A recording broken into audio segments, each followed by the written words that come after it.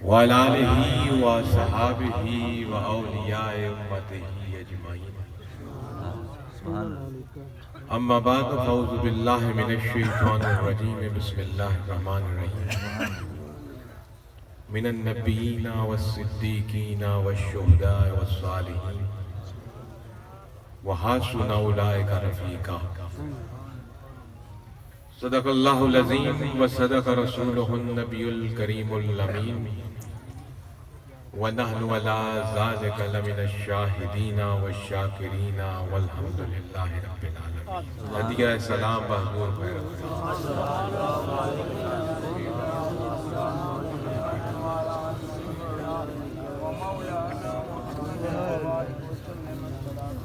مسلمان عزیزوں، بزرگوں، بھائیوں اور میرے پیر بھائیوں، سبحان اللہ. اسٹیج سیکٹری صاحب کی میں محبت کا ممنون ہوں کہ انہوں نے جن القابات سے مجھے نوازا، ورنہ میں تو رسول اللہ صلی اللہ علیہ وسلم کی امت کا ایک ادنا سا حصہ ہوں. سبحان اللہ. اور یہاں آپ کے سامنے ہم جتنے بھی حضرات تشریف لائے ہیں سب حضور کے غلام کی حیثیت سے آئے. اس کا قبلہ کمال کوئی نہیں ہوتا، اس غلامی کی نسبت ہوتی ہے. اللہ کے حبیب کی غلامی کی نسبت اور اس غلامی کا پٹا جس کے گلے میں ڈل گیا، اللہ اس کو ایسی عزت سے نوازتا ہے اور قرآن میں فرماتا ہے فَاذْكُرُونِي أَذْكُرْكُمْ، کہ جس نے دنیا میں میرا ذکر کیا، رب فرماتا ہے میں رب ہو کر بھی اس کا ذکر کرتا ہوں.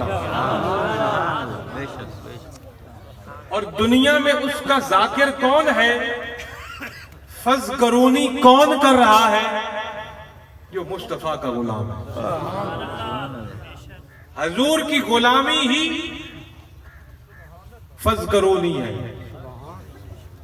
اور جو فَاذْكُرُونِی کا حق ادا کرتا ہے، فَاذْكُرُونِی أَذْكُرْكُمْ، وہ رب العزت ارشاد فرماتا ہے کہ میں رب عرش پر اس کا ذکر کرتا ہوں. اور وہ ایسا ذکر کرتا ہے ذاکروں کا، اور ان کو ایسی عزت اور ایسی بادشاہی سے نوازتا ہے کہ دنیا کی بادشاہی تو عارضی ہے، آج ہے اور کل نہیں ہے. آج پروٹوکول ہے تو کل جیل ہے،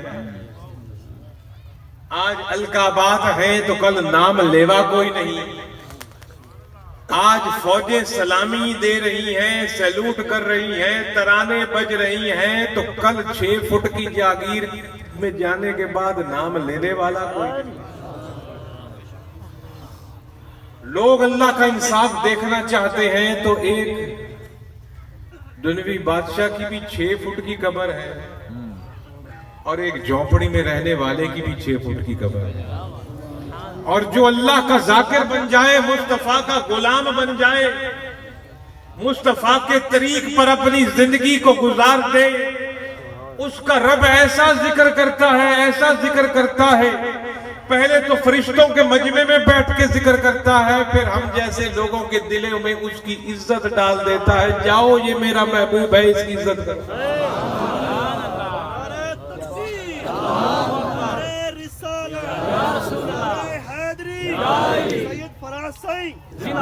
اس دنیا میں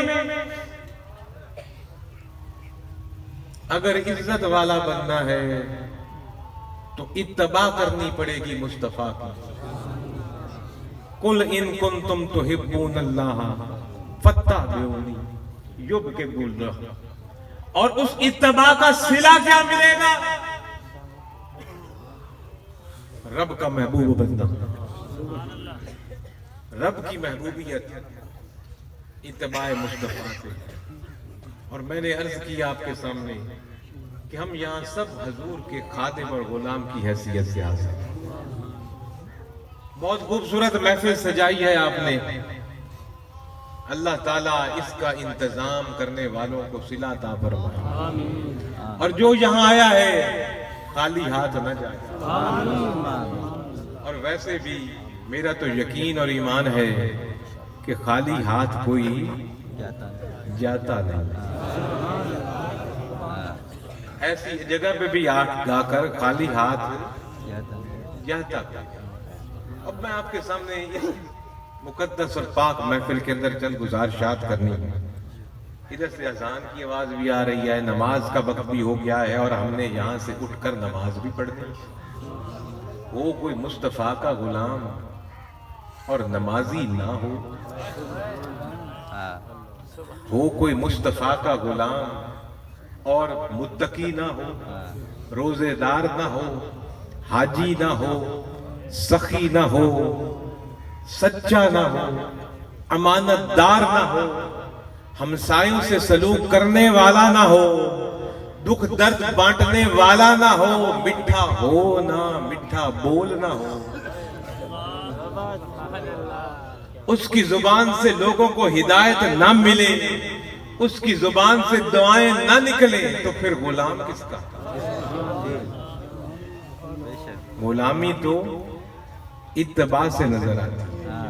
جو میں نے عرض کی آپ کے سامنے قرآن مجید کی آیت شروع میں پڑھی، من النبیین والصدیقین والشہداء والصالحین وحسن اولئک رفیقا، ان کے بارے میں اللہ رب العزت نے ارشاد فرمایا۔ تو میرے محترم مسلمان بھائیوں، عزیزوں، بزرگوں، دوستوں، ایک بات پلے باندھ لو کہ محبت کس چیز کا نام ہوتا ہے۔ ہر بندہ محبت کے دعوے ضرور کرے گا، میں آپ کو دو لفظوں میں بتاؤں محبت کس چیز کا نام؟ محبوب کی، جس سے آپ محبت کا دعویٰ کر رہے ہیں، محبوب کی خواہش پر اپنی خواہشوں کو ختم کر دینے کا نام محبت ہے۔ کس چیز کا نام محبت ہے؟ محبوب کی خواہش پر اپنی خواہشوں کو ختم کر دینے کا نام محبت ہے۔ ہم نے یہ دیکھنا ہے کہ اللہ کا رسول ہم سے کیا چاہتے ہیں، ہم نے یہ دیکھنا ہے کہ اللہ کا رسول ہمیں کیسا بنانا چاہتے ہیں۔ جو اس پر اپنی خواہشوں کو قربان کر کے محبوب کی خواہش پر آ گیا، وہ ہے محبت رسول کرنے والا۔ مدینے کی سرزمین تھی، حضور صلی اللہ علیہ وسلم چہلتے ہوئے، چہل قدمی کرتے ہوئے ایک گلی سے گزر رہے تھے، تو وہاں آپ نے ایک مکان بنا ہوا دیکھا۔ آج ہم نعرے لگاتے ہیں صحابہ دے غلام، نعرے لگاتے ہیں اہل بیت کے غلام، تو ہمیں اپنی عملی زندگی میں صحابہ کا عقیدہ بھی تو رکھنا چاہیے۔ ہمیں اپنی زندگی میں اہل بیت کا عقیدہ بھی تو رکھنا چاہیے۔ عقیدہ صحابہ والا نہ ہو تو نعرے کا ہے، عقیدہ اہل بیت کا ہو نہ ہو تو نعرے کا ہے۔ نعرے بھی مارو اور عقیدہ بھی وہ رکھو جو صحابہ کا اور اہل بیت کا۔ دو آپ کے سامنے میں واقعات عرض کروں گا اور ہمیں صحابہ کا عقیدہ نظر آ جائے گا۔ ابھی اس سے پہلے گفتگو فرما رہے تھے مفتی صاحبان آل رسول۔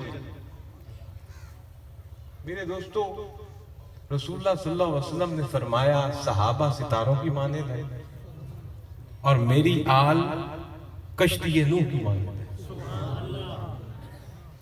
جس ستارے کی بھی زیارت کرو گے اور اس کی پیروی کرو گے، حق کی پیروی کرو گے۔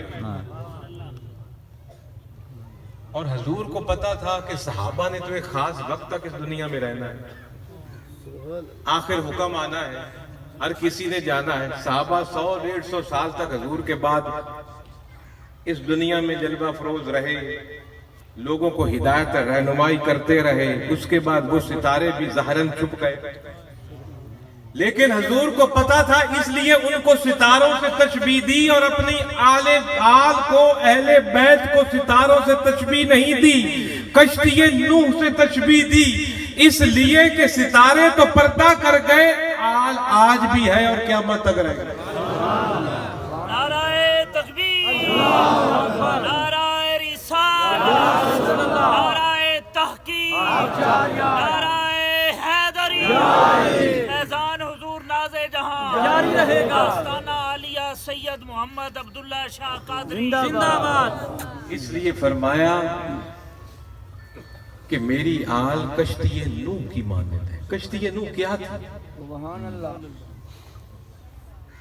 نوح علیہ السلام نے 950 سال تبلیغ کی اور چند انگلی پر گننے کے لیے 10 12 14 16 لوگ ہی کلمہ پڑھ سکتے۔ اس کے بعد اللہ نے عذاب بھیجا، پانی کا عذاب آیا اور پوری کا پوری دنیا کو ڈبو دیا گیا، لیکن ایک کشتی بنائی گئی نوح علیہ السلام نے اللہ کے حکم سے کہ اپنے ساتھیوں کو اس میں سوار کر لینا تاکہ اس طوفان سے وہ محفوظ رہیں۔ تو یہ کشتی نوح وہ ہے کہ وہ جو چند لوگ تھے جو نوح علیہ السلام کی غلامی میں آ گئے، وہ اس کشتی میں سوار پہلے ہو گئے کہ عذاب آ رہا ہے سیلاب کا، اور جب عذاب آیا، سیلاب آیا تو ساری دنیا ڈوب گئی، وہی لوگ بچ گئے جو اس کشتی میں سوار ہوئے۔ تو کشتی نوح کی مثال اس لیے دی گئی کہ میری آل رسول اولاد علی قیامت تک کشتی نوح کی طرح موجود ہے، جو اس کشتی میں بیٹھ جائیں گے وہ دنیا سے محفوظ ہو جائیں گے۔ نعرہ تکبیر، نعرہ رسالت، نعرہ تحقیق، نعرہ حیدری، شان مصطفیٰ۔ یہاں مجھے ایک مثال یاد آ گئی، میں اس واقعے میں جانے سے پہلے وہ عرض کر دوں کہ ذہن سے نہ اتر جائے، جو قبلہ عالم حضرت سید محمد عبداللہ شاہ رحمت اللہ علیہ نے قلب سلیم میں جس کا ذکر فرمایا، آپ نے دنیا کو دریا کی پانی سے تشبیہ دی اور مرشد کریم کو کشتی سے تشبیہ دی۔ جس طرح دنیا کا یہ سیلاب اور پانی آپ کو کہیں بہا لے جائے، کہیں بہا لے جائے، آپ آل کی کشتی میں سوار ہو جاؤ گے اور ملاح بھی عبداللہ شاہ جیسا ہوگا تو دوسری کرنے لگے۔ سبحان اللہ۔ صبح ہو کر گھر سے نکلتے ہو، طرح طرح کی آزمائشیں آتی ہیں، وہ آپ کو کسی وقت بھی آزمائش میں ڈال کر بہکا سکتی ہیں اور حق سے بھٹک سکتے ہو آپ۔ اسی لیے حضور ناز جہاں فرمایا کرتے تھے کہ پل صراط آگے کوئی نہیں ہے، یہی ہے۔ سبحان اللہ۔ حضور فرمایا کرتے تھے پل صراط یہی دنیا ہے جو تلوار سے زیادہ تیز اور باریک سے زیادہ بال سے زیادہ باریک ہے۔ کیا پتا صبح سے لے کر شام تک کس گھڑی کس جگہ پر کوئی ایسا موقع ہے بتا گر جائے، گمراہ ہو جائے، کفر میں چلا جائے۔ آپ فرماتے تھے یہی پل صراط ہے، اس پل صراط سے گزرنا ہے تو آل کو تھامنا ہے، اس دنیا کے سیلاب کے دریا کے پانی کو عبور کرنا ہے تو آل کی کشتی میں بیٹھنا ہے، اور الحمدللہ ملا بھی پھر کامل مل جائے تو کشتی با حفاظت دوسرے کنارے پہنچ۔ اس لیے حضور نے تشبیہ اس لیے آل کی کشتی میں بیٹھنا، آل کے طریقے پر چلنا۔ اب میرے دوستو، کس طرح صحابہ نے اپنی خواہشوں کو، اپنی مرضی کو اپنے پیر اور مرشد کی خواہشوں پر قربان کیا۔ آؤ دیکھو، حضور ٹہلتے ہوئے جا رہے تھے، آپ نے ایک مکان بنا ہوا دیکھا، آپ نے پوچھا، بڑا مشہور واقعہ ہے، آپ نے پوچھا حضور نبی پاک صلی اللہ علیہ وسلم کس کا مکان؟ حضور صلی اللہ علیہ وسلم کو نا یہ بڑے بڑے محلات ٹائپ اور اونچے اونچے مکان، کوٹھیاں اس دور میں پسند نہیں کرتے تھے، خود بھی بہت سادہ زندگی گزارتے تھے۔ جب آپ اس کے پاس سے گزرے تو آپ نے صرف پوچھا یہ کس کا ہے؟ بتایا کہ جی فلانے صحابی کا ہے۔ حضور چپ کر کے چلے گئے، چپ کر کے چلے گئے۔ کچھ دن کے بعد دوبارہ وہاں سے گزرے تو دیکھا وہ مکان ہے ہی نہیں، اس کو گرا دیا گیا۔ بلایا، بلاؤ بھائی جس کا تھا، اس سے پوچھا بھائی تم نے یہ مکان کیوں گرا دیا، اتنے شوق سے بنایا تھا؟ اس نے آگے سے کیا جواب دیا؟ اس نے عرض کیا حضور آپ یہاں سے گزرے تھے چند دن پہلے، آپ نے مکان دیکھا اور مجھے یہ بتایا گیا کہ شاید حضور کو پسند نہیں آیا. حضور سے کلام نہیں فرمایا، شاید حضور کو پسند نہیں آیا، آپ کے چہرے سے ظاہر ہو رہا تھا اور آپ تشریف لے گئے. میں نے سنا ہے کسی سے کہ وہ کہہ رہا تھا کہ شاید حضور کو پسند نہیں آیا، ناگوار گزرا، تو میں نے پکڑا گرا دیا. آؤ میں آپ سے پوچھتا ہوں، کیا ہم نے بھی کچھ سن رکھا ہے کہ حضور کو یہ پسند نہیں ہے؟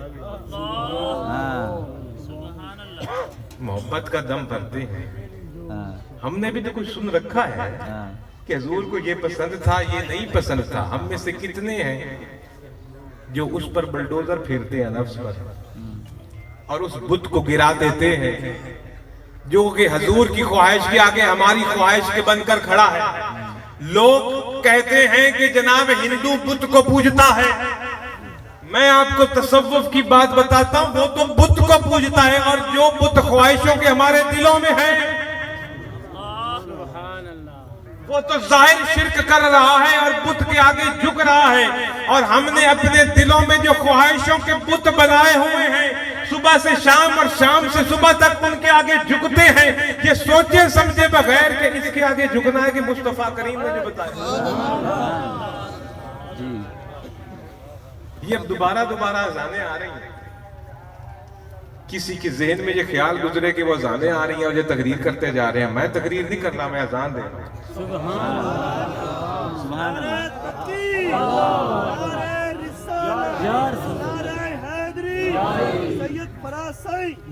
تقریر تب ہوتی جب میں اپنی باتیں کر رہا ہوتا اور اپنی تعریفیں آپ کو سنا رہا ہوتا اور نعرے اپنے لگوا رہا ہوتا اور اپنی بڑائیاں بیان کر رہا ہوتا. میں نے یہ کر دیا اور میں نے وہ کر دیا، تو وہ ہوتی تقریر.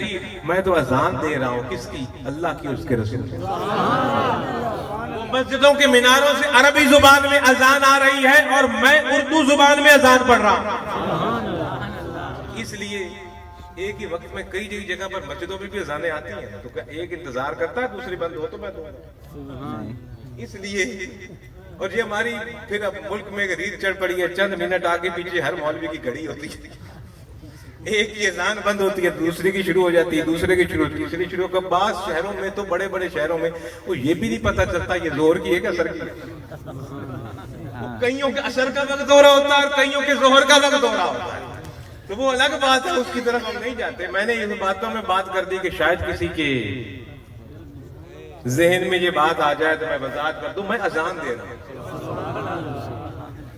میری تقریر تب ہوتی جب میری اپنے باتیں، میں اللہ کی توحید بیان کر رہا ہوں، رسول پاک کی رسالت بیان کر رہا ہوں، لوگوں کو فلاح کی طرف بلا رہا ہوں، لوگوں کو صلاۃ کی طرف بلا رہا ہوں. یہی تو اذان ہے عربی میں. اور جو اذان کے الفاظ ہیں اس پر آپ غور کریں تو کیا ہے؟ اللہ کی وحدانیت، اللہ کی توحید، اس کے ایک ہونے کا اعلان، رسول اللہ صلی اللہ علیہ وسلم کی رسالت کا اعلان، لوگوں کو فلاح کی طرف بلانا، اس کی صدا، لوگوں کو صلاۃ کی طرف بلانا، اس کی صدا، اور پھر اس کے بعد لا الہ الا اللہ کہہ کر پھر اللہ کی وحدانیت اور ایک ہونے کا اعلان کرنا. اور میں جو آپ کے سامنے بول رہا ہوں میں بھی تو وہی کچھ کر رہا ہوں. سبحان اللہ. تو یہ صحابہ کا عقیدہ ایک تو یہ دیکھو کہ سنا تھا. ان لفظ پر غور کرو. حضور نے فرمایا بھی نہیں گھر گند کیوں بنایا ہے، مجھے ایسے پسند نہیں ہے. سنا تھا کسی سے کہ حضور کے چہرے سے ناگواری ہوئی ہے، ان کو پسند نہیں تھا. آپ نے اور میں نے بھی تو کچھ سنا ہے کہ حضور کو نماز قضا کرنی پسند نہیں، حضور کو روزہ چھوڑنا، حضور کو جھوٹ بولنا پسند، امانت میں خیانت کرنا پسند نہیں ہے، حرام کھانا پسند نہیں ہے، دوسروں کو دکھانا پسند نہیں ہے. تو پھر صحابہ کا عقیدہ بھی تو ہم اختیار کریں. کل قیامت کا دن جب ہوگا، نمازیں اور روزے اور ہمارے اعمال تو بعد میں لائے جائیں گے. پہلے قبر میں عقیدہ پوچھا جائے اور عقیدے کی وہاں درستگی ہو گئی تو اس کے بعد یہ کیا جائے گا ہاں بھی عقیدہ اس کا صحیح ہے، اب لاؤ اس نے جس عقیدے سے باتیں کی ہیں ان کو بھی پرکھتے ہیں کیسے. سمجھ رہے ہیں نا میری بات؟ اگر عقیدہ غلط ہو جائے تو عبادات بھی سامنے نہیں لائی جائیں گی کہ تم نے کی. قبر کے سوالات اور حشر کے دن پہلے 4 ہونے والے سوالات کو اگر آپ غور سے دیکھ لیں تو عقیدہ کی اہمیت واضح ہوتی ہے. قبر میں کیا پوچھا جائے گا؟ قبر میں سب سے پہلے نماز کا نہیں پوچھا جائے گا کتنی پڑھ کے آئے. قبر میں سب سے پہلے روزوں کا نہیں پوچھا جائے گا کتنے رکھ کے آئے ہو، کتنی قرآن کی تلاوتیں کر کے آئے ہو، کتنی حجیں کر کے آئے ہو، کتنی تسبیحات پڑھ کر آئے ہو. قرآن میں پہلا سوال ہوگا تیرا رب کون ہے؟ تیرا رب کون ہے؟ رب کہتے ہیں پالنے والے. یہاں دنیا میں تیرا یہ عقیدہ ہوگا کہ حقیقت میں پالنے والا اللہ ہے، میری نوکری پالنے والی نہیں، زمینیں پالنے والی نہیں، دکان پالنے والی نہیں، کارخانے پالنے والے نہیں، پینشنیں پالنے والی نہیں، روپیہ اور پیسہ پالنے والا نہیں، ماں اور باپ پالنے والے نہیں، برادریاں اور رشتہ دار پالنے والے نہیں. یہ سب ذرائع ہیں، حقیقت میں پیچھے وہ ایک ہی ہے پالنے والا جس کو رب کا. تو قبر میں سب سے پہلے پوچھا جائے گا بتا دنیا میں تجھے پالنے والا کون ہے؟ اگر تو تیری نظریہ ایک اس پر ہے تو پہلا سوال کام ہے. دوسرا سوال ہوگا بتا دنیا میں تیرا دین کون سا تھا؟ دنیا میں تیرا دین کون سا تھا؟ یہ نہیں پوچھا جائے گا مذہب کون سا تھا، کیونکہ اسلام مذہب تو ہے ہی نہیں. اسلام مذہب تو ہے ہی نہیں. مذہب وہ ہوتا ہے جس میں صرف عبادتیں ہیں. کیا اسلام میں صرف عبادتیں؟ کیا اسلام میں صرف عبادتیں؟ نہیں. میں آپ سے پوچھتا ہوں الحمدللہ جو 5 وقت کا نمازی بندہ ہے 24 گھنٹے میں سے 5 وقت کی نماز پر کتنا ٹائم لگاتا ہے؟ 1 گھنٹہ. 1 گھنٹہ ہی لگ جاتا ہوگا نا جناب.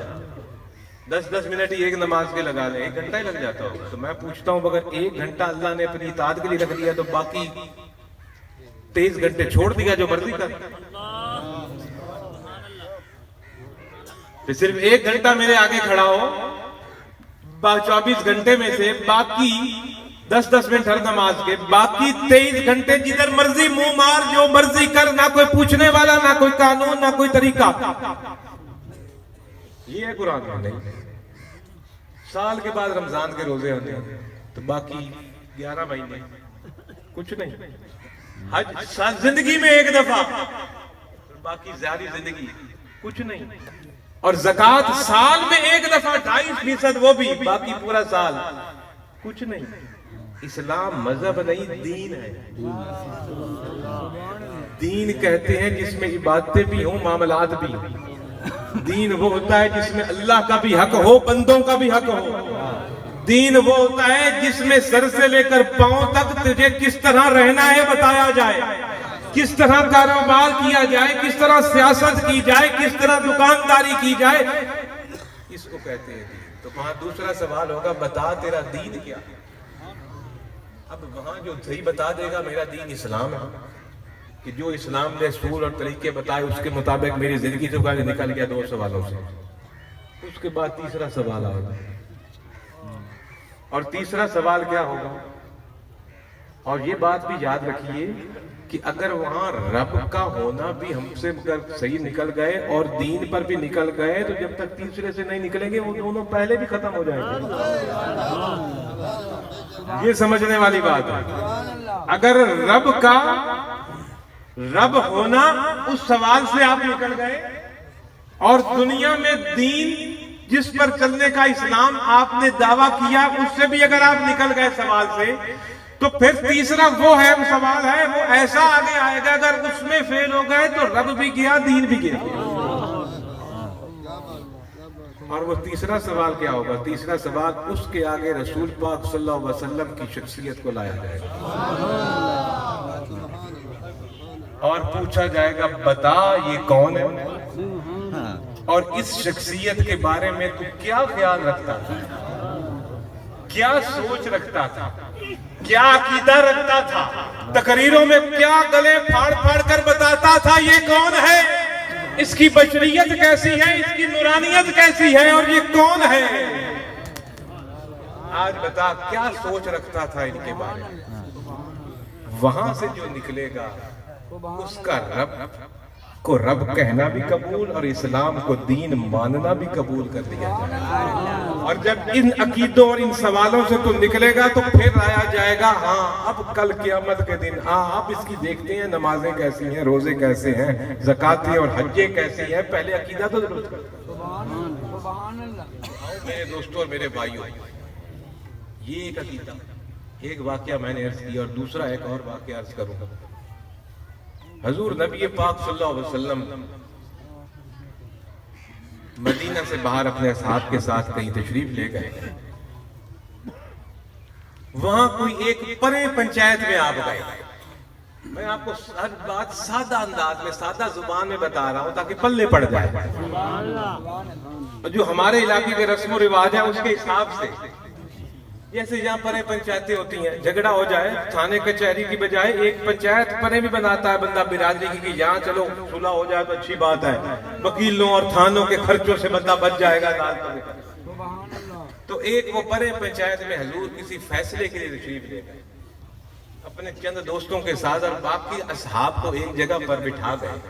پیچھے سے نماز کا وقت ہو گیا، اذان آئی اور صحابہ کرام نے سوچا کہ حضور دیر ہو رہی ہے، نماز کا وقت تنگ ہو رہا ہے، جیسے کہ اب یہ 2 بجے ہیں تو گھنٹے ڈیڑھ کے بعد ظہر کا وقت بھی تنگ ہونا شروع ہو جائے گا، اور ہم اسی محل میں بیٹھے رہے تو ہم سوچیں گے بھائی نماز کب پڑھنی ہے، کیسے پڑھنی ہے۔ تو ہو کوئی صحابی حضور کا غلام اور نماز چھوڑ دے، یہ الگ بات ہے کہ وہ نماز، روزہ، حج، زکوٰۃ کو کچھ نہیں سمجھتے، یہ الگ بات ہے کہ انہوں نے ہر چیز کو محبت رسول پیر کی، مرشد کی، رسول کی، اس کو کہیں کہاں کا پہنچا دیا تھا، کوئی بیان ہی نہیں کیا جا سکتا۔ محبت، نماز بھی محبت والی ہوتی تھی، روزہ بھی محبت والا ہوتا تھا، زکوٰۃ اور حج بھی محبت والی ہوتی تھی۔ تو انہوں نے کہا کہ جناب سوچا کہ ہم نماز پڑھ لیتے ہیں، حضور نے وہیں ادا کر لی ہوگی نماز، ہم یہاں ادا کر دیتے۔ اب آپ یہ صحابہ کا عقیدہ اس میں دیکھیے کیا۔ آج ہم میں سے ہمارا کوئی صاحب یہ سوچے کہ نماز تو اللہ کی عبادت ہے، اگر اس میں رسول اللہ کا خیال آ جائے تو نماز نہیں رہتی یا ٹوٹ جاتی ہے۔ میں نے مانا کہ اللہ کی عبادت نماز ہے، اور اللہ کی عبادت میں کسی غیر کا ذکر آ جائے تو واقعی نماز نہیں رہتی، لیکن اللہ کا رسول کوئی غیر تو نہیں ہے، وہ اللہ کا رسول ہے، وہ کوئی بت تو نہیں ہے جس کا شرک ہو رہا ہے، وہ تو وہ ہے جس نے کہا کہ وہ یہی اللہ ہے، جس نے ایک اللہ کا رستہ ہمیں دکھایا، غیب کی خبریں جس نے دی، غیب کی خبریں جس نے دی، نبی ہوتا ہی وہ جو غیب کی خبر دے۔ اللہ کو تو ہم نے کسی نے بھی دیکھا جو یہ کہہ رہا ہے کہ نماز میں اگر رسول کا خیال آ جائے تو نماز نہیں رہے گی، اللہ کو تو دیکھا بھی نہیں، رسول نے بتایا۔ تو وہ صحابہ اٹھے اور انہوں نے نماز پڑھنا شروع کر دی، نماز پڑھنا شروع کر دی۔ حضرت ابو بکر صدیق نے امامت ہوئی، نماز شروع ہو گئی۔ ابھی پہلی رکعت انہوں نے ہاتھ باندھ کے کھڑی ہوئے، امام صاحب آگے اور پیچھے صفیں ساری تیار ہو گئیں، تو پیچھے سے حضور بھی آ گئے، پیچھے سے حضور بھی آ گئے۔ حضور نے دیکھا کہ نماز ہو رہی ہے تو حضور نے کوئی آواز تو بلند نہیں کی کہ وہ نماز کی ایک ادب و تعظیم ہے۔ حضور پیچھے سے آئے تو جو پچھلے اخیر میں صحابی کھڑے تھے نا، ان کو محسوس ہوا کہ حضور آ گئے۔ اب جیسے آپ میں سے یہاں کوئی نماز پڑھ رہے ہوں، جیسے ہم آئے ہیں، تو اگر آپ نماز نہ بھی توڑیں اور نہ بھی دیکھیں تو آپ کو احساس ہوگا کہ آ گئے ہیں کوئی، ہوگا نا احساس۔ تو وہ صحابہ کھڑے تھے نماز میں، پچھلوں کو احساس ہوا کہ حضور آ گئے۔ محبت کرنے والوں کو تو اپنے محبوب کی خوشبو ہی آ جاتی ہے کہ حضور آ گئے۔ تو جو پچھلی صف والے تھے نا ویسے ہی ہاتھ اس طرح باندھے باندھے انہوں نے ایسے رستہ دیا، نماز نہیں توڑی، سلام نہیں پھیرا، یہ کوئی مفتی نہیں کر رہا، کسی امام کا مسئلہ میں نہیں بتا رہا، یہ میں آپ کو حدیث بتا رہا ہوں اور صحیح بخاری میں موجود ہے یہ حدیث۔ انہوں نے ہاتھ باندھے باندھے اس طرح رستہ دیا، یہ نہیں کہا کہ آواز بھی نہیں لگائی کہ جناب حضور آ گئے ہیں، نہ نماز توڑی نہ سلام پھیرا، نماز نہیں توڑی جا سکتی تھی، لیکن ہم قیامت تک آنے والوں کو ایک اپنا عقیدہ بتا دیں کہ یہ ہم صحابہ کا عقیدہ ہے۔ اس طرح مڑے، حضور آگے تشریف لائے، اگلی صف پھر وہ اس طرح مڑی، پورا راستہ بن گیا، پورا راستہ بن گیا، اس طرح مڑے مڑے، اور حضور جناب گزرتے ہوئے امام کے پیچھے جا کے کھڑے ہوئے۔ امام کون تھے؟ ابو بکر صدیق، وہ اپنی نماز میں مشغول تھے، ان کو فوراً اندازہ نہیں ہوا سرکار آ گئے، کچھ ہلچل تو انہوں نے دیکھی، تو پچھلوں نے دیکھا کہ فوراً ان کو بتایا جائے اور امامت کے مصلی نماز ٹوٹ جائے، لیکن انہوں نے ہاتھ باندھے باندھے اس طرح کیا کہ امام کی توجہ حاصل کی جائے، اس طرح کیا۔ ابو بکر صدیق کو احساس ہوا حضور آ گئے، آپ مصلی سے پیچھے ہٹے، ویسے ہی ہاتھ باندھے باندھے، نماز کوئی نہیں توڑ رہا، نہ کوئی سلام پھیر رہا ہے، کیا ان کو خیال نہیں آیا اس نماز میں کہ حضور آ گئے؟ تو کیا ہم کہیں صحابہ کی نماز ناقص تھی؟ اور جنہوں نے تن من دھن وار دیا اسلام کے لیے، ان کی نماز ناقص ہو سکتی ہے؟ مصلی امامت سے ابو بکر صدیق پیچھے ہٹے، حضور نے اشارہ کیا، حضور نے اشارہ کیا کہ پڑھاؤ نماز، لیکن وہ ہاتھ باندھے ادباً تعظیماً پیچھے ہٹ رہے، ادباً تعظیماً پیچھے ہٹائے۔ ایک ہوتا ہے حکم، اب کسی کے ذہن میں آئے کہ حضور نے جب حکم دیا تھا صدیق اکبر کو تو پیچھے کیوں ہٹے؟ کسی کے ذہن میں سوال آ سکتا ہے نا کہ جب حضور نے کہہ دیا کہ ابو بکر تم ہی پڑھاؤ نماز، میں تمہارے پیچھے کھڑا ہوں یا تمہارے ساتھ کھڑا ہوں، تم ہی امامت کرو، تو ابو بکر صدیق کو چاہیے تھا کہ حکم مانتے، اپنے پیر کا پیچھے نہ ہٹتے۔ ایک ہوتا ہے حکم اور ایک ہوتا ہے ادب، اور بعض دفعہ ادب حکم سے آگے آ جاتا ہے۔ ایک یہ بھی تو ادب تھا، اور ایک وہ ادب بھی تو تھا جب حضور نے کافروں کے ساتھ حدیبیہ کے مقام پر معاہدہ کیا، اور معاہدے لکھا ہوا تھا کہ محمد رسول اللہ کا معاہدہ عرب مکہ کے سرداران کے ساتھ امن کا، اور انہوں نے کہا جی یہ معاہدہ ہم تب کریں گے، یہ لفظ کاٹو۔ کون سا لفظ کاٹو؟ انہوں نے کہا اگر محمد رسول اللہ سے ہم معاہدہ کر لیں تو پھر لڑائی کس کی؟ لڑائی تو ہے ہی یہی کہ آپ کہتے ہو محمد رسول اللہ، ہم کہتے ہیں محمد بن عبداللہ۔ اگر ہم بھی محمد رسول اللہ کہہ لیں تو پھر لڑائی کی، پھر تو بات ہی ختم ہو گئی، ہم بھی حضور کے مرید۔ یہ محمد رسول اللہ کاٹ کے لکھا جائے محمد بن عبداللہ۔ حضور نے کیا فرمایا؟ حضرت علی کو بھی کاٹ لے، وہ بھی تو حکم تھا نا، یہ ادھر ابو بکر صدیق کو حکم ہے، اور آپ نے اس حکم کو ماننے سے ہچکچاہٹ کی۔ وہ حکم مولا علی کو ہے، اور مولا علی نے بھی وہ حکم ماننے سے ہچکچاہٹ کی کہ حضور نے فرمایا یہ پکڑو اور لے رسول اللہ کا لفظ کاٹ کر عبداللہ لکھ دو۔ حضرت علی نے فرمایا حضور میری جان بھی حاضر ہے، یہ مجھ سے۔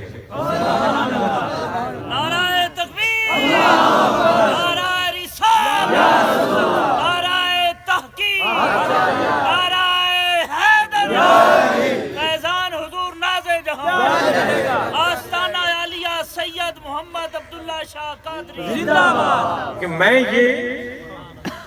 یہ اپنے ہاتھ سے میں نہیں کاٹ سکتا حضور آپ کا نام۔ حضور نے خود قلم دیا، خود کاغذ اٹھایا یا پتا یا جس پر بھی اس زمانے میں لکھا جاتا تھا، حضور نے خود لفظ کاٹا، رسول اللہ کا لکھا ہوا کہ فساد اور لڑائی اور جھگڑے سے امن کی طرف جائے۔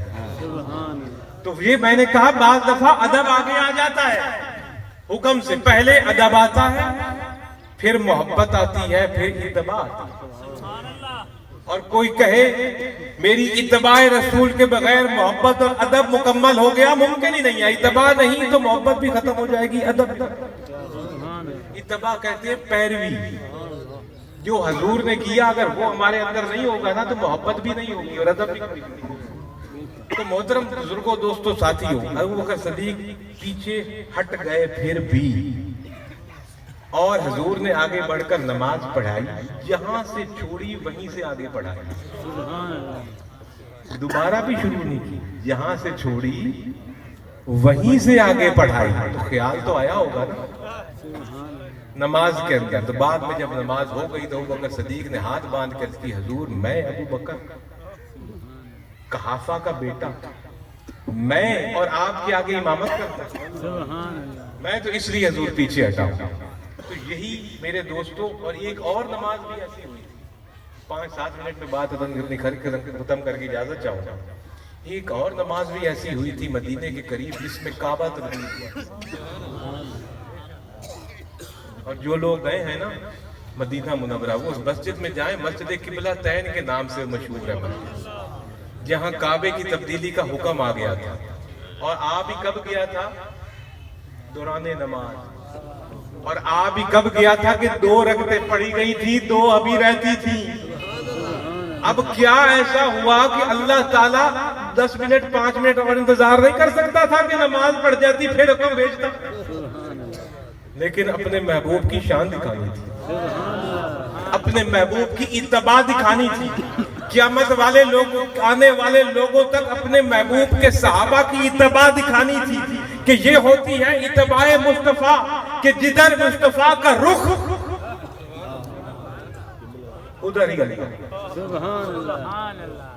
تو جناب والا حضور دوران نماز کہتے ہیں، حضور جو پہلی صف تھی نا وہ آخری بن گئی اور آخری پہلی۔ یہ رخ تھا بیت المقدس کا اور بیت اللہ مسجد حرام کا فرق تھا۔ نماز ادا ہو رہی تھی، امامت ہو رہی تھی، اور جناب والا دوران وحی آئی اور قبلہ چینج کرنے کا حکم صادر ہو گیا۔ حضور ایسے ہاتھ باندھے باندھے پیچھے مڑے اور صحابہ نے رستہ بنا دیا۔ نماز کسی نے توڑی نہیں، سلام نہیں پھیرا، حضور چلتے ہوئے پیچھے گئے، آخری صف کے آگے پیچھے ادھر منہ کر کے کھڑے ہو گئے، سب نے پیچھے منہ پھیر دیا۔ کیا خیال نہیں آیا ہو؟ تو میرے کہنے کا مقصد یہ ہے کہ عبادت تب بنتی ہے جب اتباع مصطفیٰ میں کی گئی ہو۔ وہ عمل عبادت ہی نہیں ہے جو اتباع مصطفیٰ میں نہ ہو۔ جو اتباع مصطفیٰ میں ہو عبادت ہی وہی ہے۔ میں پوچھتا ہوں جب اللہ ہر طرف ہے تو پھر ہر طرف منہ کر کے نماز کیوں نہیں پڑھتے؟ اللہ سب طرف، ہر طرف ہے، مشرق میں بھی اللہ، مغرب میں بھی اللہ، شمال میں بھی اللہ، جنوب میں بھی اللہ، اوپر بھی اللہ، زمین کی تہوں کے نیچے بھی اللہ۔ جو یہ تصور کرے کہ اللہ ہر جگہ نہیں ہے وہ ایمان والا ہی نہیں۔ اسی طرح ہے نا، جس کے اندر یہ تصور آ جائے کہ اللہ ادھر ہے اور ادھر نہیں ہے، یہ دیکھ رہا ہے اور وہ نہیں دیکھ رہا، تو اس کا ایمان مکمل نہیں بلکہ ہے ہی نہیں۔ جب اللہ ہر طرف ہے تو پھر نماز صرف مسجد حرام کی طرف منہ کر کے پڑھنا کیوں؟ اس لیے کہ اتباع مصطفیٰ میں ادھر ہوگا۔ مصطفیٰ کی اتباع فلسطین کی طرف تھی تو ادھر رب تھا، مصطفیٰ کی اتباع میں مکہ کی طرف قبلہ گیا تو وہ وہاں رب ہے۔ جدھر مصطفیٰ کا چہرہ ادھر ہی رب ہے۔ جب رب ہر طرف ہے، آج میں آپ سے پوچھتا ہوں، دنیا کا کوئی مفتی آ جائے، عالم آ جائے، میں اس کو کہتا ہوں پڑھا نماز ادھر منہ کر کے، اللہ ہر طرف، اس کی نماز ہوگی؟ نہیں ہوگی۔ نماز تبھی ہوگی جب اتباع مصطفیٰ میں مسجد حرام بیت اللہ کی طرف منہ کر کے پڑھے۔ روزہ ہے دوسری بڑی عبادت، صبح صادق سے لے کے غروب آفتاب تک کھانا پینا نہیں ہے اور باقی چیزوں سے ممنوع ہے۔ میں پوچھتا ہوں اگر 5-10 منٹ اوپر نیچے ہو جائے تو کیا فرق پڑتا ہے؟ کوئی یہ سوچے کہ بھائی میں سورج نکلنے سے 5 منٹ بعد روزہ رکھوں گا اور غروب ہونے سے بھی 5 منٹ پہلے کھولوں گا، تو پورا دن تو اس نے بھی کر ہی لیا نا۔ 10 منٹ میں تو کوئی فرق نہیں پڑتا اوپر نیچے، نہ کوئی بھوک سے مر رہا ہے نہ کوئی پیاس سے مر رہا ہے 10 منٹ، اور روزہ بھی رب کے لیے رکھ رہا ہے اور عبادت بھی رب کے لیے کر رہا ہے۔ لیکن اب میں پوچھتا ہوں، اتباع مصطفیٰ میں غروب آفتاب کے وقت بعد میں روزہ کھولے گا تو قبول ہوگا، کیونکہ مصطفیٰ نے افطار کا ٹائم کیا، وہی سحر کا ٹائم۔ کعبے کا حج جا کے کر لو، جب بھی مرضی کر لو، لیکن انہی دنوں میں کرو گے جو اتباع مصطفیٰ میں ہے تو وہ عبادت بنے گی۔ تو ہر وہ عمل جو اتباع مصطفیٰ میں کیا جائے، جیسے میں نے شروع میں آیت پڑھی، قل ان کنتم تحبون اللہ فاتبعونی، ہر کوئی بھی عمل تو اتباع مصطفیٰ میں کرے گا تو وہ عبادت بنے گی، ورنہ عبادت نہیں بنے گی۔ نماز، روزہ، حج، زکوٰۃ تو بڑی بات، اگر تو دکان پر بیٹھ کر حلال روزی کما رہا ہے اتباع مصطفیٰ میں تو وہ بیٹھا دکان پر ہے لیکن تو عبادت میں۔ اگر تو سکول میں استاد ہے اور حلال روزی کمانے کے لیے اپنی تنخواہ کو حلال کر رہا ہے وہاں پڑھانے کے لیے، تو عبادت میں۔ اگر تو کوئی چیز بیچ رہا ہے اور اس طریقے سے بیچ رہا ہے جو اتباع مصطفیٰ میں ہے، تجارت کر رہا ہے، جو کچھ کر رہا ہے وہ سب عبادت میں لکھا جائے گا۔ تو میرے محترم دوستو، اللہ رب العزت نے واضح الفاظ میں فرما دیا کہ اگر میری خوشنودی لینا چاہتے ہو، میرے محبوب بننا چاہتے ہو تو مصطفیٰ کی اتباع میں آ جاؤ، اور مصطفیٰ کی اتباع صحابہ سے سیکھو، اہل بیت سے سیکھو، یہی حضور کی اتباع ہے، اور اولیاء کاملین سے سیکھو۔ اللہ نے رب العزت نے قرآن میں ہماری دوستی اور یاری اور کے لیے ساتھی بنا دیے، من النبیین والصدیقین والشہداء والصالحین۔ اللہ نے فرمایا نبیوں کی صحبت اختیار کرو، صدیقین کی صحبت اختیار کرو، شہداء کی صحبت اختیار کرو، صالحین کی صحبت اختیار کرو، ان کے طریقے پر چلو، یہی صراط مستقیم ہے۔ اور آگے آخری الفاظ فرمائے وَحَاسُنَ أُولَئِكَ رَفِيقًا، رب نے فرمایا آؤ دیکھو تو صحیح یہ کیا پیارے رفیق ہیں، نبی کیسے رفیق پیارے ہیں، صدیق کیسے پیارے رفیق ہیں، شہید کیسے پیارے رفیق ہیں، صالحین کیسے پیارے رفیق ہیں، ان کی رفاقت اختیار کرو۔ رب العزت نے یہ نہیں فرمایا کہ یہ کیا پیارے دوست ہیں، ان کی دوستی اختیار کرو، رب نے فرمایا کیا پیارے رفیق ہیں، ان کی رفاقت اختیار کرو۔ دوست اور ہوتا ہے، رفیق اور ہوتا ہے۔ دوست وہ ہوتا ہے جو آپ کا محض یار ہو، رفیق وہ ہوتا ہے جو آپ کا ہم سفر۔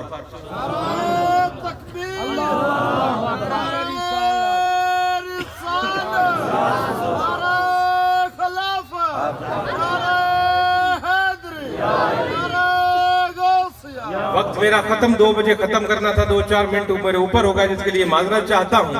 رفیق کی وضاحت کرتا ہوں تھوڑی سی اور اس کے بعد اجازت چاہوں گا۔ جیسے ہم کمالیے سے آئے، جو ہماری گاڑی میں موجود تھے وہ ہمارے رفیق تھے، رفیق سفر تھے۔ دوست شاید ان میں سے کوئی ہو نہ ہو، رفیق سفر تھے۔ اور یہ دنیا کی زندگی کیا ہے؟ سفر ہے۔ بچپن، جوانی، بڑھاپا، ماں کی گود سے لے کر قبر کی قبر تک کیا ہے؟ سفر ہے۔ تو اس سفر میں اگر رفیق نبی، صدیق، شہید اور صالح ہو جائیں تو کہاں پہنچو گے؟ جہاں شہید ہوں گے تمہارا سفر بھی وہیں ختم ہوگا، کیونکہ تمہارے ہم سفر ہیں۔ یہاں بیٹھے ہو، یہاں سے کوئی بندہ یہ جمال پور کا جگہ ہے، اب جمال پور سے اگر کوئی بندہ کبھی حاصل پوری نہیں کیا تو اس کے لیے تو بڑی مصیبت ہے۔ آپ کے پاس آئے گا، دوست ہو، اس کے دوست کے پاس آئے گا، بھائی میں نے حاصل پور جانا ہے، کیسے؟ وہ اڈے پہ جا، وہاں سے رکشہ پکڑ، ادھر سے فلانی جگہ اتری، وہاں سے اترنا، اڈا آئے گا، ایک ٹکٹ لینا ہے، ٹکٹ ملے گی، اس کے بعد فلانی قسم کی بس آئے گی، آگے اس کے لکھا ہوگا حاصل پور، پھر اس میں بیٹھ جانا، کیلنڈر ملے گا، کیلنڈر کو ٹکٹ دکھانا تو یہ سیٹ پہ بٹھائے گا، پھر حاصل پور پہنچے گا، اور پھر وہ آپ کو کیلنڈر کو بھی کہتا ہے جو کبھی تک یہ ہو نا جھٹکا بندہ ہو، جھٹکا بندہ، بھائی مجھے 10 سیجے دے حاصل پور۔ یا بندہ کبھی سو بھی جاتا ہے بس میں، یہ نہ اترنا حاصلپور تھا پہنچ بیاڑی جائے یا پہنچ بہاولپور جائے. حالانکہ رستہ تو دوست نے سارا بتا دیا, ٹکٹ کس نے خرید دی, بس میں بھی چڑھ گیا. لیکن اگر پھر بھی مسئلے مسائل میں جا کے پوچھے گا, کنڈکٹر کو کہے گا دوبارہ کہتا جائے گا بھائی میں 10 نہیں جلدی حاصلپور آ گیا, تاکہ وہاں میں اڈے پر اتروں گا پھر وہ بھی حاصلپور آ گیا. لیکن جب تو یہاں سے گھر سے نکلے کہ جی میں نے حاصلپور جانا ہے, ایک بندہ ساتھ کھڑا ہو, وہ کہے بھائی میں بھی حاصلپور جا رہا ہوں, چل میرے ساتھ, چل میرے ساتھ, میں جس رکشے پہ بیٹھوں تو بھی بیٹھ جانا, میں جہاں سے ٹکٹ لوں تو بھی لے لینا, جس بس پہ بیٹھوں وہ بھی بیٹھ دینا, جس اڈے پر اتروں تو بھی اتروں گا, کیونکہ میں نے بھی حاصلپور جانا ہے, تجھے بھی حاصلپور پہنچا دوں گا.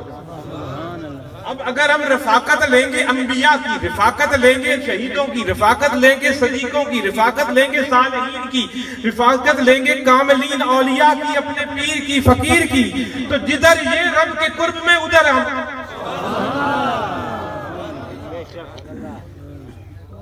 اور آخری بات, یہ رفاقت تب بنے گی کہ جو وہ کرے وہ کرنا. اب جس کو آپ نے گھر سے باہر نکل کر رفیق بنایا, وہ کہے اس رکشے میں بیٹھنا ہے, تو کہے نہیں یہ اچھا نہیں, میں نے دوسرے میں بیٹھنا ہے. وہ اڈے پر جا کر کہے جناب فلانی جگہ سے ٹکٹ لے, حاصلپور کی ملے گی, وہ کہے میں نے فلانی جگہ سے لینی, فلانی جگہ سے لینی. وہ بس میں جائے اور کہے اس بس میں بیٹھ جی حاصلپور جا رہی ہے, وہ کہے میں نے تو اس میں نہیں بیٹھنا, میں تو بہاولپور والی میں بیٹھنا. اب مجھے بتائیں وہ رفیق تو پہنچ جائے گا حاصلپور, وہ چلا جائے گا بہاولپور. اسی طرح یہ جو رفیق ہیں نبی اور صدیق اور شہید اور صالح کے روپ میں, اب جو وہ کہتے ہیں, جو تجھے سبق دے رہے ہیں وہی کرتا جا. جو انبیاء نے کہا لبیک کہے, جو صدیقوں نے کہا لبیک کہے, جو شہداء نے دکھایا لبیک کہے, جو صالح کہے لبیک کہے. جس جو کرنے کو اس نے کہا وہ کر, جس سے رکنے کو کہا رک. جدھر وہ رب کے قرب میں جنت میں بیٹھے ہوں گے ادھر تم اور میں بھی بیٹھے ہوں. اس لیے اللہ نے فرمایا وَحَاسُنَ أُولَٰئِكَ رَفِيقًا, کہ دیکھ تو صحیح یہ کیا خوبصورت رفاقت رکھنے والے ہیں. تو میری دعا ہے اللہ رب العزت ہمارا عقیدہ درست کرے, اور مرشد کامل کا مقصد ہی علم سکھانا اور عقائد درست کرنا. جو مرشد علم ہی نہ سکھائے, بزرگی ہی نہ سکھائے, عقیدہ ہی درست نہ کرے, کیونکہ مرشد کا کام ہے رسول پاک کی کچہری تک پہنچانا. ہم فنا فی الشیخ ہوں گے, آپ نے بڑا لفظ سنا ہوگا فنا فی الشیخ. فنا فی الشیخ کس کو کہتے ہیں؟ فنا فی الشیخ کے شیخ میں اپنی پیر کی ذات میں فنا ہو جانا. تجھے کچھ نظر ہی نہ آئے پیر کے علاوہ, نہ میری کوئی پسند رہے نہ کوئی پسند رہے. اپنے آپ کو مرید کا مطلب ہوتا ہے بیچ دینا, کس کے ہاتھ؟ پیر کے ہاتھ. جب تو فنا فی الشیخ ہوگا, تو جب فنا فی الشیخ ہوگا تو وہ مرشد تیرا ہاتھ پکڑ کے رسول پاک کے قدموں تک پہنچا دے. جب تو رسول پاک کے قدموں میں پہنچ جائے گا تو اب پھر فنا فی رسول ہوگا. اور جب فنا فی رسول ہو جائے گا, جو رسول کی خواہش تیری خواہش, جو رسول کی چاہت تیری چاہت, جو رسول کی پسند تیری پسند, جو رسول اللہ کی ناپسند تیری ناپسند, تیری نفرتیں اور محبتیں رسول اللہ کے لیے ہو جائیں گی, تو پھر فنا فی رسول ہو جائے گا. جب فنا فی رسول ہو جائے گا تو رسول تیرا ہاتھ پکڑ کر رب کے قرب تک پہنچا. یہ ہے وہ ہم سفر. اللہ ہمارا عقیدہ درست کرے, ہماری ہم سفری ان لوگوں کے ساتھ مضبوط کرے, ان کا سبق ہمیں پکانے کی توفیق عطا فرمائے, ہمیں نمازی بنا دے, سچا بنا دے, پرہیزگار بنا دے, سچا بنا دے, ہمیں ایک دوسرے کے دکھ درد بانٹنے والا بنا دے, ہمیں وہ انسان بنا دے جیسا رب کہتا ہے, ہمیں وہ امتی بنا دے کہ جس کو دیکھ کر رسول پاک کی جھلک نظر آئے, ہمیں ایسا مرید بنا دے کہ مرید کو دیکھ کے پیر کی جھلک نظر آئے. اللہ ہم سب کا یہاں آنا, سننا, سنانا, بیٹھنا قبول فرمائے. جو دور دراز سے آئے اللہ ان کو بھی اس کا صلہ عطا فرمائے, جو قریب سے آئے اللہ ان کو بھی صلہ عطا فرمائے, اور جن لوگوں نے یہ محفل کی بندوبست کیا اللہ ان کو بھی اس کا صلہ دے. بہت خوبصورت محفل انہوں نے سجائی, اور یہ جس اپنا جسے ہسپتال کا افتتاح کر رہے ہیں, یہ جس کے لیے محفل انہوں نے انعقاد پذیر کی ہے, تو اللہ تعالیٰ ان کو اس کاروبار میں برکت ڈالے اور حلال کمانے کی توفیق عطا فرمائے. ڈاکٹر صاحب, حلال کمانا سب سے بڑی عبادت ہے. اگر حلال نہ پیٹ میں جائے تو کوئی عبادت قبول ہی نہیں ہوتی. حلال کھانا اور بچوں کو کھلانا سب سے بڑی عبادت ہے, اور حضور غوث پاک کی سب سے بڑی کرامت ہی حلال کھانا اور حلال کمانا. 1 منٹ آخری بات, قرآن کہتا ہے حلال اور طیب کھاؤ. خالی حلال کا حکم نہیں دیتا، طیب کا حکم دیتا ہے۔ طیب کا اس لیے کہ حلال روزی ہوگی تو وہ تیرے لیے طیب بنے گا۔ بعض دفعہ سور خنزیر تو ویسے حرام ہے نا، شراب تو ویسے حرام ہے نا، لیکن آپ کے لیے بکری، گائے، بھینس یہ تو حلال ہے نا، لیکن جس طرح سور حرام ہے ویسے ہی یہ بھی حرام ہو جائے گی اگر آپ کی آمدنی طیب نہ ہوئی تو۔ اگر آپ کی آمدنی ذرائع حلال نہ ہوئے تو یہ طیب چیزیں بھی طیب نہیں رہیں گی، ناپاک ہو جائیں گی۔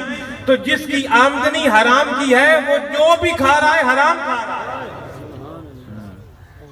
اس لیے جو بھی کام آپ کریں حلال و حرام، اللہ ہم سب کو حلال و حرام کی تمیز سکھائے، ہمیں رسول پاک کا حقیقی فرما بردار غلام امتی بنائے۔